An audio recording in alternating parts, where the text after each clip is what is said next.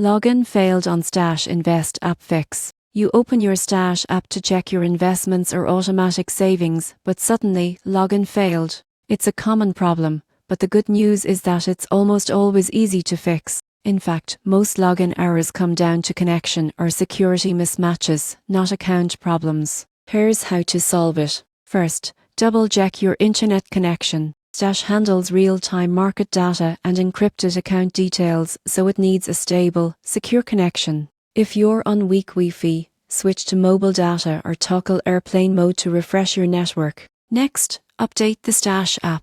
Open your App Store or Google Play, search Stash, and tap Update if available. Outdated versions often can't communicate with Stash's authentication servers, especially after a major system update. Now, manually re-enter your credentials. Most people get this wrong because password managers can autofill incorrect or outdated data. Type your username and password carefully, and if it still doesn't work, use the Forgot Password option to reset your access. If that doesn't help, clear your app's cache. On Android, go to Settings, App Stash Storage, Clear Cache. On iPhone, uninstall and reinstall the app.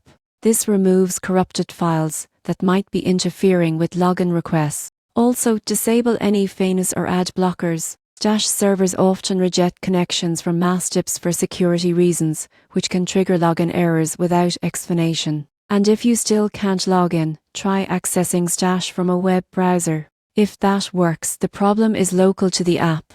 If it doesn't, Stash might be running maintenance. Just wait a few minutes and try again. So next time you see login failed on Stash, don't panic. Update your app, check your connection, clear your cache, and turn off your FAN. Most of the time, these simple steps get you back into your account quickly so you can focus on building your portfolio and hitting your savings goals.